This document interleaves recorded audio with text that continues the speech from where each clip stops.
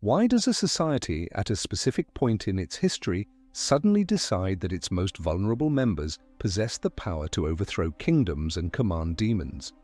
What is truly more terrifying, the imagined curse of a village healer, or the codified legal blessing bestowed by a learned judge upon a newly constructed pyre?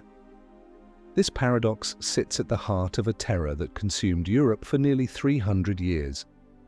We often visualize the Great Witch Hunt as an ancient, uninterrupted legacy of medieval darkness, yet the historical record reveals a far more complex and disturbing truth. For centuries, the official stance of the Church, exemplified by the influential Canon Episcopi circulated from the 10th century onward, was one of cautious skepticism. It declared that belief in nocturnal flights with pagan goddesses like Diana or Herodias was a delusion, a sin of superstition itself. To believe in the reality of such witchcraft was, ironically, to fall prey to demonic illusion, not to identify an actual threat. The local cunning woman, the herbalist, the teller of fortunes, these figures existed in an ambiguous space, sometimes feared, often necessary, but rarely seen as foot soldiers in a coordinated satanic army. This fragile equilibrium began to fracture in the 14th century. The ground beneath Europe's feet shifted, literally and metaphorically.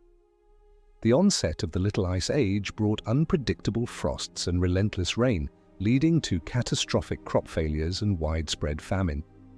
Following closely behind this climatic disaster came the Black Death, a pestilence so profound it wiped out perhaps a third of the continent's population between 1347 and 1351. This scale of death defied traditional explanations. When prayers for deliverance went unanswered, when society seemed to be crumbling into chaos, the search began not just for a reason, but for a culprit. The psychological need for agency, to believe that catastrophe was not random chance or divine indifference, but the deliberate act of human malice, created fertile ground for paranoia. The question, "Why has God abandoned us?" slowly transformed into "Who among us has betrayed God?" This shift required a new theological framework, one that elevated the devil from a distant tempter into an active, physical force organizing a conspiracy against humanity. The intellectual heavyweights of scholastic philosophy, particularly Thomas Aquinas in the 13th century, had inadvertently laid the groundwork. By meticulously defining the capabilities of demons, clarifying how spiritual entities could interact with the material world, and formalizing the nature of heresy, theologians provided the intellectual tools necessary for a future hunt. The focus began to shift from simple maleficium, or harmful magic performed by an individual, souring milk, causing impotence, or raising a hailstorm, to the concept of diabolism. This was a far greater crime, the formal pact with Satan, the renunciation of baptism, and attendance at the Sabbat, a grotesque parody of the Christian Mass where followers allegedly engaged in cannibalism, orgies, and the desecration of holy objects. The witch was no longer merely a troublesome neighbor, she had become an existential threat to the very fabric of Christendom, a member of a vast, invisible fifth column. This evolving ideology first targeted other marginalized groups. The techniques of mass accusation, torture-induced confession, and conspiracy theories were honed during trials against heretical sects like the Cathars and Waldensians, and notoriously against the Knights Templar in the early 14th century. Accusations levied against the Templars, secret nocturnal meetings, idol worship, spitting on the cross, were almost identical to those later leveled against witches. The template for persecution was ready. All that was missing was the specific focus on women and the codification of witchcraft as a unique, all-encompassing crime. Early local trials began to bubble up, particularly in the alpine regions of Switzerland and France, where accusations started to blend folk traditions with newly formulated demonic conspiracies. The image of the witch flying, not yet on a broomstick but perhaps on a stick or aided by an ointment, began to emerge from interrogation records. The fear was palpable, yet inconsistent. A judge in one territory might dismiss accusations as fantasy, while a neighboring jurisdiction might respond with fire. What made the difference? It was often the zealotry of individual inquisitors, men who saw the devil's hand in every misfortune and every denial. They faced a significant problem: how to convince secular authorities and skeptical bishops that every village misfortune was part of a single, overarching satanic plot. The existing legal framework was a patchwork. To turn localized panics into a continental inferno, the hunters required a definitive manual, a weaponized ideology that was universally applicable, legally binding, and terrifyingly persuasive. They needed a single book that could transform rumor into evidence and suspicion into a death sentence. The creation of this lethal tool fell to a man whose ambition was matched only by his profound misogyny and frustration. Heinrich Kramer, known by his Latinized name, Institoris, was an inquisitor in the Tyrol region who possessed an almost pathological obsession with female witchcraft. However, his early attempts at persecution were frequently thwarted. In 1385, during a trial in Innsbruck, local authorities and even the bishop found Kramer's methods so extreme and his questions so inappropriate, particularly regarding the intimate details of alleged demonic sexual encounters, that they suspended the proceedings and effectively expelled Kramer from the city. The potential witches were released, and Kramer was humiliated. He seethed with resentment, convinced that skepticism and legal technicalities were allowing Satan's army to flourish unchecked. He resolved to create a weapon that no authority, secular or ecclesiastical, could ignore or refute.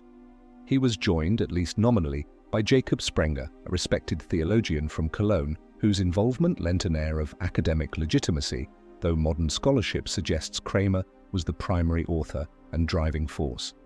Together they produced the Malleus Maleficarum, or The Hammer of Witches, first published in 1487. This book was not merely a theological treatise, it was a masterpiece of propaganda, a legal manual for extermination, and arguably one of the most destructive books ever written. Its structure was designed for maximum impact. The first part established the absolute reality of witchcraft, arguing systematically against any form of skepticism. It declared that to doubt witchcraft was itself the worst form of heresy, as it implied that God's omnipotence was limited or that the devil lacked power in the world.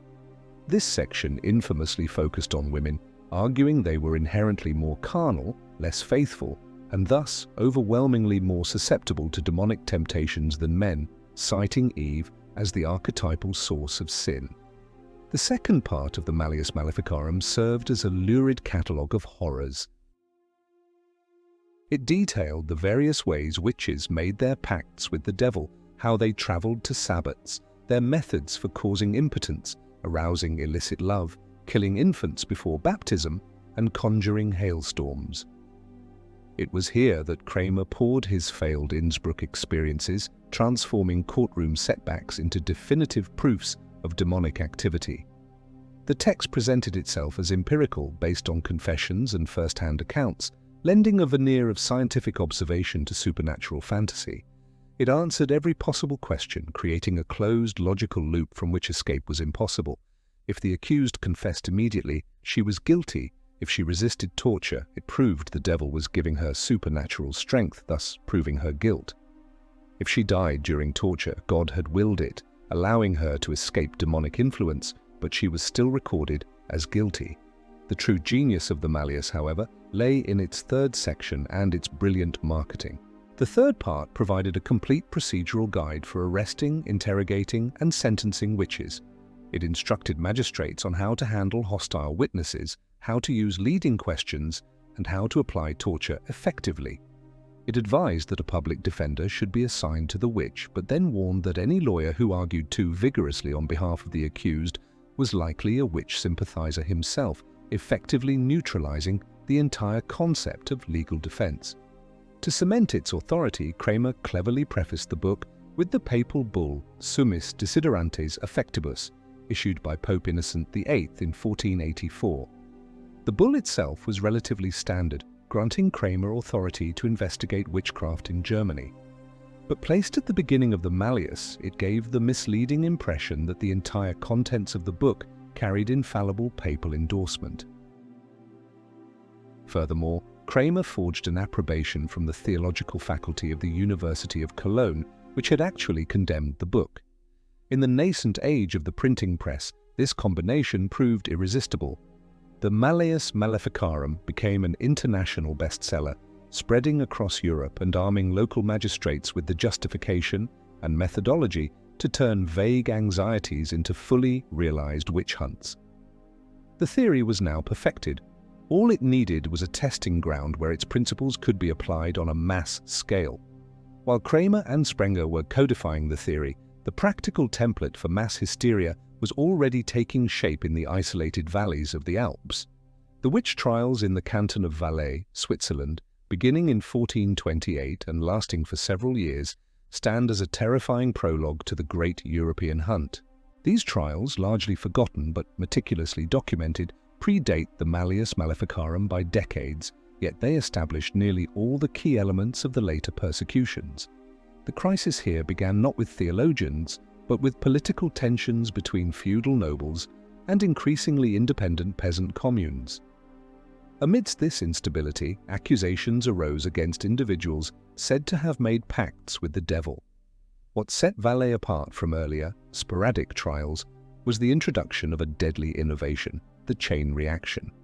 The court, using torture, forced the initial suspects not only to confess to maleficium, but also to name accomplices who attended their secret gatherings. These gatherings, described in confessions extracted under duress, became the blueprint for the Sabbat.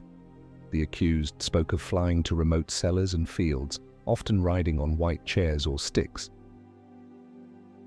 They described renouncing God, killing cattle, and engaging in ritualistic cannibalism of infants. The details were often contradictory and fantastical, yet interrogators compiled them into a cohesive narrative of organized conspiracy. Once a victim named accomplices, those individuals were arrested. The only way for the newly accused to mitigate their own suffering was to confess and name more names. This created an exponential cascade of accusations that tore through communities. Entire families were implicated as one member, under torture, condemned relatives. The Valais trials demonstrate a core mechanic of the hunt. Once initiated, the process feeds itself. The hunt generates its own evidence, and the number of witches expands to fill the capacity of the interrogators to process them. Over a period of several years, hundreds of people in a sparsely populated region were executed, mostly by burning. The Valais nightmare established the lethal precedent that a witch trial was not an investigation into a crime, but a purge of a perceived contamination. The legal system transformed from a mechanism of justice into an instrument of societal cleansing. The focus shifted definitively from proving specific acts of harm to proving membership in the demonic conspiracy. This model would be replicated with increasing efficiency across the continent in the centuries to come. The lessons from Valais informed subsequent inquisitors and secular judges. They learned that fear was a more effective tool than law, and that a confession obtained through pain, regardless of its truthfulness, was sufficient to light a pyre.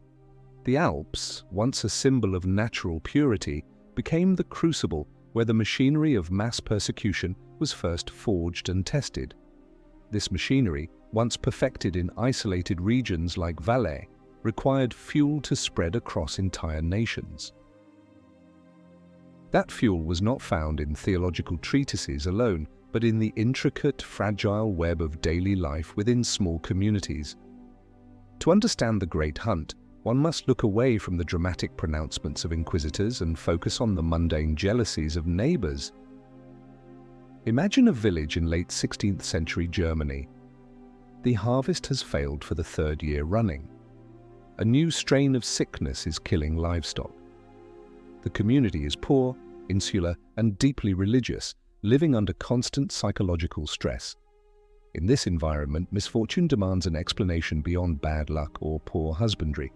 The first finger points not at a random stranger, but at a known quantity, the outsider within.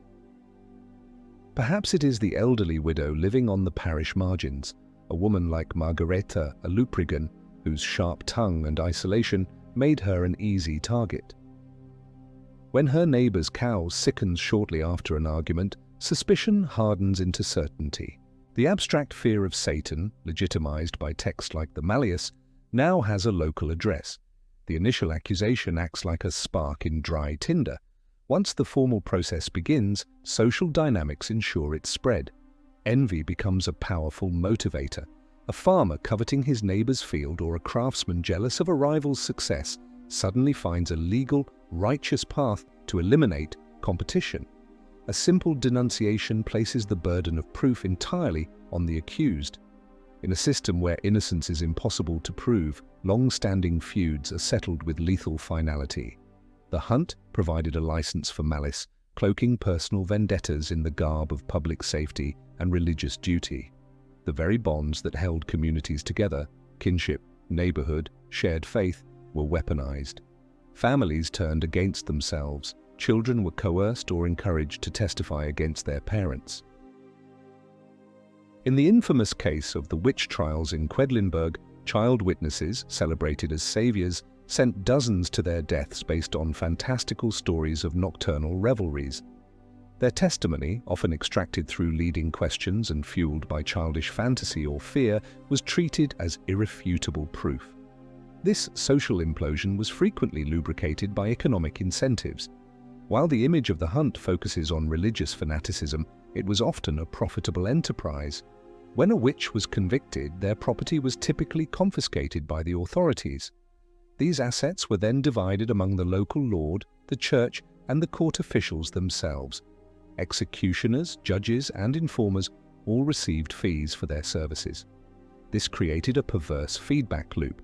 The more witches convicted, the more wealth flowed into the hands of the prosecutors. In some regions, a veritable industry emerged where witch-finders traveled from town to town, offering their services to cleanse the community for a handsome fee, leaving behind a trail of devastation and enriched local elites. This financial incentive ensured that once a hunt began, powerful figures had a vested interest in seeing it continue, regardless of the evidence. Could you maintain your integrity if your silence protected your family, but speaking out meant joining your neighbor on the pyre? The choice between morality and survival became a daily calculation for thousands. In this atmosphere of pervasive fear, the witch hunt was not merely a failure of reason, it became a triumph of greed and envy dressed in piety. Let's step back and analyze the choice faced by those caught in this system. When the accusation lands, two paths emerge, both leading to ruin. Do you maintain innocence, knowing it invites certain torture and a prolonged, agonizing fight against a foregone conclusion? Or do you confess immediately, hoping to appease the court and secure a quicker, perhaps less painful death? This brings us to a difficult question for reflection. What truly represents the greater threat in such a system? The external force of institutional cruelty or the internal collapse of community trust? Share your perspective with us. Once an accusation was made, the victim entered a terrifyingly precise legal labyrinth known as the processus inquisitorius. This system, perfected over centuries, presented itself as a rigorous search for truth, but was, in practice, a meticulously staged performance designed to produce a confession. The journey began with the arrest, often carried out suddenly and publicly to maximize intimidation. The accused was isolated, stripped of social status, and frequently subjected to humiliation before any formal questioning began. The first step was often the search for the stigma diabolicum, or the devil's mark. It was believed that when Satan claimed a soul, he left a physical mark on the body, a mole, a scar, or an unusual blemish that was insensitive to pain. Professional witch prickers were employed, armed with long needles, to systematically probe the victim's naked body in search of this spot. This process was not only deeply traumatizing but easily manipulated. Prickers often used retractable needles or sleight of hand to prove insensitivity, confirming guilt before the trial truly started. If the mark failed to provide conclusive proof, or if the accused remained defiant, the court turned to ordeals, methods that transferred judgment from human hands to divine providence. The most infamous was the judicium aquae frigidae, or ordeal by cold water. The accused, typically bound thumb to opposite toe, was thrown into a river or lake. The logic was chillingly simple. Since water used in baptism was a holy element, it would reject a servant of the devil. If the victim floated, she was guilty and pulled out for execution. If she sank, she was considered innocent. Of course, by the time she sank long enough to prove innocence, she had often drowned. It was a perfect catch-22, a spectacle where survival itself was damning evidence. Another test was the ordeal of tears. Based on the belief that a true witch was incapable of genuine remorse, interrogators demanded the accused weep on command. In a state of profound shock and terror, many found it physiologically impossible to produce tears, a failure immediately recorded as proof of demonic hardening. The centerpiece of the entire process, however, was judicial torture. While Roman law had long allowed torture under specific circumstances, its application in witchcraft cases became systematic and relentless. The legal justifications were intricate. Torture was not considered punishment, but merely a tool to extract truth, necessary because witchcraft was an exceptional crime, crimen exceptum, where normal rules of evidence did not apply.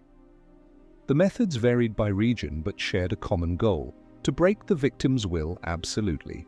The strappado involved tying the victim's hands behind their back, attaching the rope to a pulley, hoisting them into the air, and then dropping them abruptly, dislocating shoulders. Thumb screws and leg vices crushed bones slowly. Sleep deprivation, solitary confinement in darkness, and starvation were used to disorient the mind before the physical torment even began. The key here is to understand the psychology of the interrogation. The questions were not "Did you do this?" but "How did you do this?" and "Who was with you?" The interrogator already possessed the truth, the details of the Sabbat, the pact, the specific acts of malice. Torture's true function was not to extract secrets from the body, but to force the mind to ratify the fantasies of the inquisitor. The victim's ordeal ended only when their story matched the pre-written narrative required by the court. The final act of this theatre of pain was the public confession. After enduring unimaginable agony, the broken individual was often required to repeat their confession freely in open court without torture being visibly applied. The lingering threat of being returned to the dungeon ensured compliance. This public spectacle served a vital social function. It validated the actions of the authorities, confirmed the fears of the populace, and served as a terrifying warning to potential dissenters. The execution itself, usually public burning, completed the ritual. Burning was chosen for its symbolism of purification and total annihilation, ensuring no physical remnant of the witch remained to contaminate the community. The procession to the pyre, the reading of the sentence, and the final fiery spectacle reinforced the absolute power of the state and church over both body and soul. This well-oiled machine of death reached its terrible zenith not in shadowy medieval villages, but in the heart of civilized early modern Germany, where individual trials escalated into industrial-scale extermination campaigns. The fragmented political landscape of the Holy Roman Empire, particularly during the chaos and religious fervor of the 30 Years' War in the early 17th century, provided the perfect environment for the witch hunt to reach its apocalyptic peak. In autonomous prince-bishoprics where a single ruler held both secular and religious authority, checks and balances evaporated.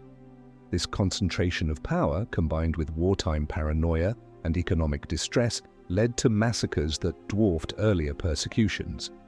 The cities of Würzburg, Bamberg, Trier, and Cologne became epicenters of fire, capitals of a state-sanctioned reign of terror where the judicial machinery described previously operated at maximum efficiency, consuming thousands of lives in just a few short years. In Würzburg, Prince Bishop Philipp Adolf von Ehrenberg, ruling from 1623 to 1631, initiated a hunt of unprecedented ferocity. He was driven by a conviction that witches were responsible for the region's misfortunes. The purge in Würzburg was notable for its complete disregard for social class, age, or gender. While women remained the majority of victims, the pyres consumed nobles, wealthy merchants, university professors, city councillors, and even priests who expressed skepticism about the proceedings. Children were accused in large numbers, with special witch houses, Hexenhäuser, constructed to hold the sheer volume of prisoners awaiting interrogation and execution. Records indicate over 900 executions in Würzburg and its surrounding territory during Ehrenberg's reign. The accusations followed the classic pattern. One confession extracted under torture led to dozens of new denunciations, creating a self-perpetuating cycle of slaughter from which no one was safe. A similar nightmare unfolded in neighboring Bamberg under Prince Bishop Gottfried von Dornheim, known as the Witch Bishop. Between 1626 and 1631, over 600 people were executed. The hunt here became so systematic that special ovens were sometimes used for efficiency. The most powerful surviving document from this period is a letter smuggled from prison by Johannes Junius, the mayor of Bamberg, to his daughter in 1628. Junius, a respected official, describes his arrest and subsequent torture in harrowing detail. He explains how, after enduring escalating torment, he finally capitulated. Then came the executioner and put the thumbscrews on me. Then he tied my hands behind my back and pulled me up in the torture, he wrote. I thought heaven and earth were at an end. I confessed to it, but it was all a lie. He was forced to invent a story about meeting the devil in a field and to name accomplices, choosing people he knew were already dead or had fled. His letter concludes with a heartbreaking plea. You may send me what you will. I am a dead man and a martyr. Junius was burned alive shortly after writing the letter. These mass panics were not just human tragedies, they were societal catastrophes. The constant executions and property confiscations devastated local economies. Fields lay fallow as the workforce was imprisoned or killed. Trust completely collapsed. People fled their homes, turning prosperous towns into depopulated shells. The hunt in these German states demonstrates the ultimate trajectory of unchecked paranoia combined with absolute power. It became a form of auto-genocide where a society, convinced it was fighting an external demonic threat, ended up destroying itself from within. The sheer scale and irrationality of these events, where even the elite who initiated the hunts began to fear being consumed by them, eventually contributed to a growing sense of unease. The system had become so efficient in its cruelty that it began to provoke the first serious systemic challenges from individuals brave enough to question the very foundations of the madness. While the pyres burned brightest in Germany and conformity seemed absolute, quiet voices of dissent began to emerge, challenging the intellectual and legal foundations of the persecution. These were not revolutionaries seeking to overthrow the state, but scholars, physicians, and priests who, often at great personal risk, dared to apply reason and compassion to a system built on fear. Their arguments were not initially aimed at disproving the existence of the devil, a position that would have been tantamount to suicide, but rather at questioning the methods used to identify his servants and the very nature of the evidence presented in court. One of the earliest and most influential figures was Johann Weyer, a Dutch-German physician writing in the mid-16th century. In his groundbreaking book, De Praestigiis Daemonum, on the illusions of demons, published in 1563, Weyer proposed a radical reinterpretation of witchcraft. He argued that most women accused of witchcraft were not criminals, but unfortunate individuals suffering from melancholy, what we would today call severe depression or psychosis. He claimed their confessions of flying to sabbats and copulating with demons were delusions induced by mental illness skillfully exploited by the devil. By medicalizing the phenomenon, Weyer shifted the blame from the victim to the illness, suggesting they needed treatment, not execution. While he still believed in demonic power, his work provided the first significant humanist counter-narrative to the Malleus Maleficarum. A generation later, a different kind of challenge arose from within the Catholic Church itself, born from direct experience with the victims. Friedrich Spee, a Jesuit priest in Germany, served as confessor to condemned witches in the 1620s. His duty was to hear their final confessions and prepare them for death. Time and again, Spee listened to individuals who, in the final moments before execution, when there was nothing left to gain or lose, swore their innocence and detailed the horrific tortures that had forced them to lie. Deeply shaken, Spee became convinced that the entire legal process was generating false confessions on an industrial scale. In 1631, he anonymously published Cautio Criminalis, Precautions for Prosecutors, a scathing legal and ethical critique of witch trials.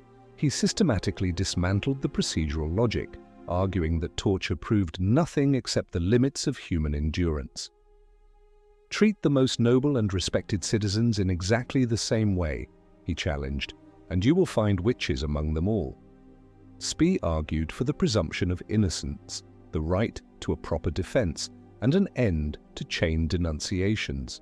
His book, circulating among judges and theologians, provided powerful arguments that slowly began to erode the certainty of prosecutors. The danger faced by these dissenters was immense. Cornelius Loos, a scholar teaching at the University of Trier, witnessed the horrific mass burnings there in the 1580s and 90s. Appalled, he wrote a manuscript arguing against the reality of witchcraft and condemning the cruelty of the trials. Before he could publish it, he was arrested by the Inquisition in 1592. He was forced to make a public recantation on his knees, renouncing his errors before the assembled clergy. His manuscript was destroyed, surviving only through copies discovered centuries later. The fate of Loos demonstrates the power of the system to silence opposition. Yet, despite the risks, the seeds sown by Weyer and Spee began to take root. They provided the intellectual arsenal for future reformers, shifting the debate from "how do we kill witches?" to "how do we know they are witches at all?" This burgeoning skepticism, born in the heart of the European inferno, would eventually cross the Atlantic, though not before the hysteria itself made one last infamous stand in the New World. Before we explore how this intellectual resistance finally trialed the day, let us consider the nature of courage in these dark times. We have two models of dissent: Friedrich Spee, the insider, who used his position within the church to argue for legal reform, and Johann Weyer, the physician who challenged the very definition of witchcraft by reframing it as illness. Which approach do you find more effective in combating mass hysteria, pragmatic internal reform, or fundamental external challenge? Let us know your choice. As Europe began its slow, agonizing intellectual convalescence, the virus of the witch hunt found a new host in the isolated, high-pressure environment of colonial America. The Salem witch trials of 1692 serve as a dramatic and condensed microcosm of the entire European phenomenon, demonstrating how quickly paranoia could ignite and consume a community, especially one that felt itself besieged.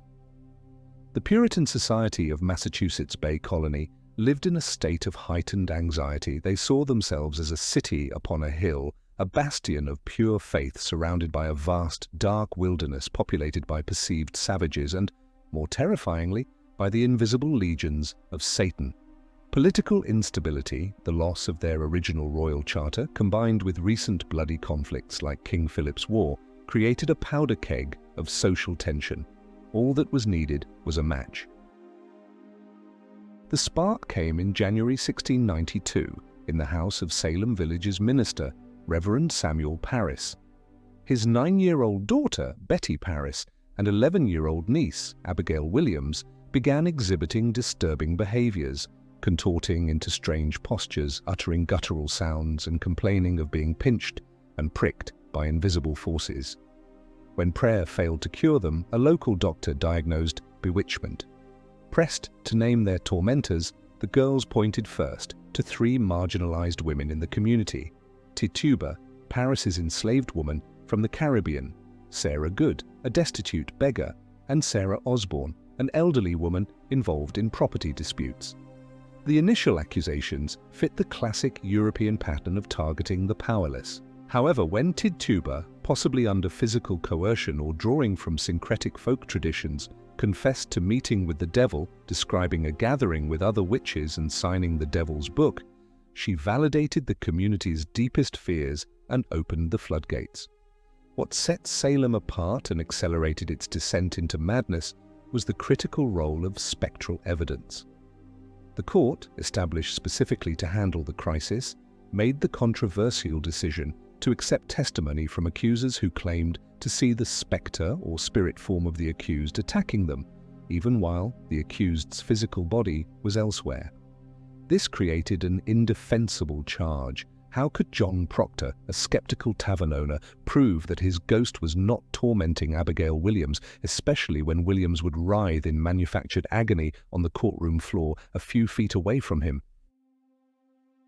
This standard gave absolute power to the accusers, a small group of adolescent girls who suddenly found themselves at the center of the adult world's attention, wielding the power of life and death. As Proctor and others discovered, challenging the accusers or the court's proceedings was interpreted as proof of guilt, a sign that the challenger was part of the conspiracy. The hysteria escalated rapidly. Unlike in Europe, where hunts could last for decades, Salem's crisis peaked and burned out in less than 18 months. Accusations moved swiftly up the social ladder, targeting respected church members like Rebecca Nurse and wealthy individuals like Proctor. The logic of spectral evidence meant that piety and reputation offered no defense. By the fall of 1692, 19 people had been hanged. One man, Giles Corey, was pressed to death for refusing to enter a plea, and hundreds more were imprisoned. The turning point came precisely because the accusations went too far. When accusers began naming prominent figures, including the wife of Governor William Phips and influential ministers like Increase Mather, the authorities who had sanctioned the trials suddenly realized the process threatened the very structure of the colony. Increase Mather, in his influential Cases of Conscience Concerning Evil Spirits, argued forcefully against spectral evidence, stating, "It were better that 10 suspected witches should escape than that one innocent person should be condemned." By early 1693, Governor Phips dissolved the special court, and a new court, operating under stricter rules of evidence, acquitted most of the remaining prisoners. Salem's uniqueness also lies in its aftermath.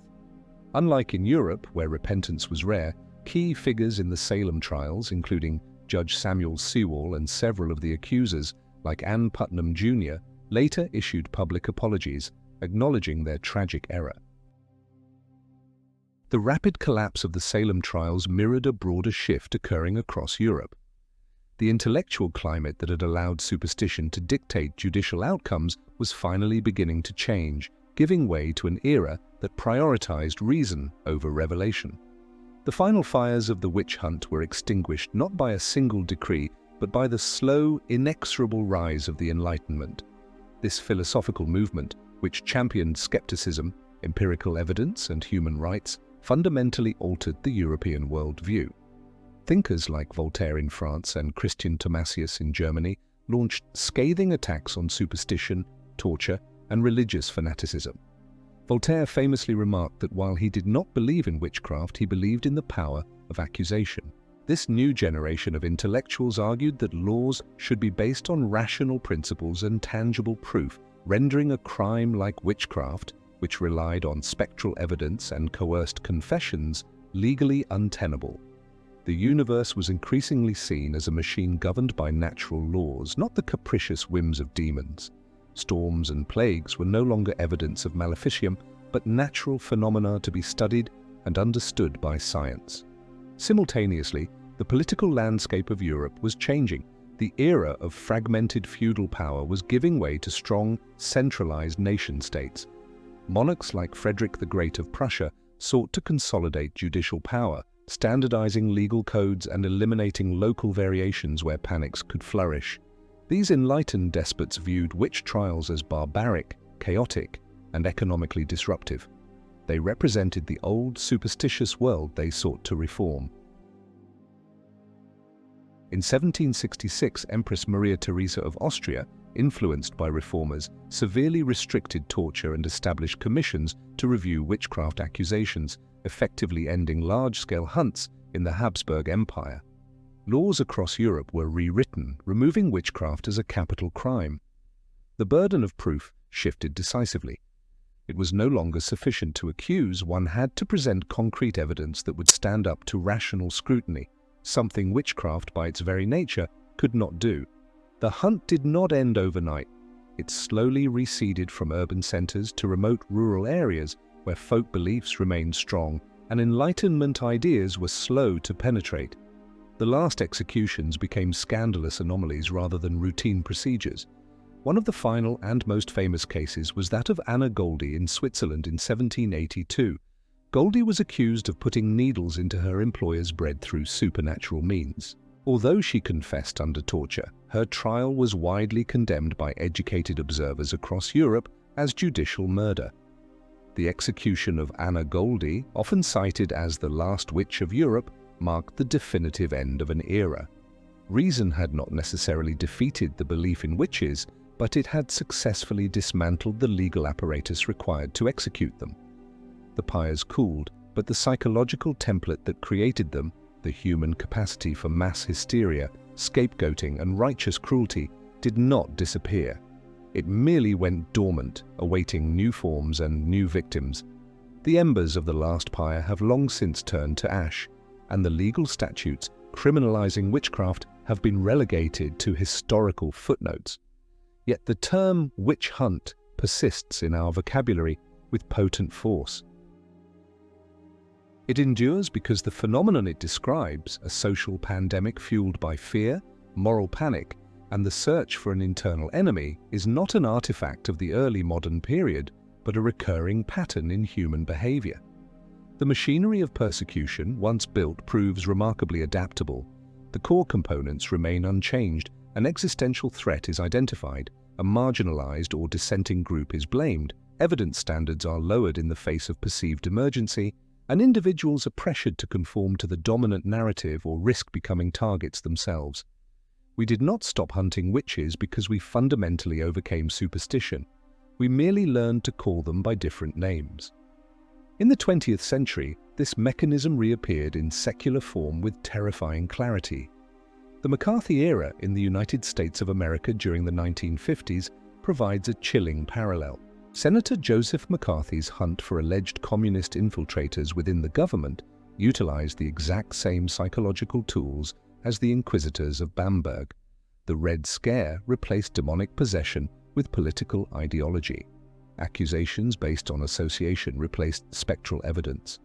The demand to name names mirrored the torture-induced denunciations of accomplices, creating chains of accusations that destroyed careers and lives.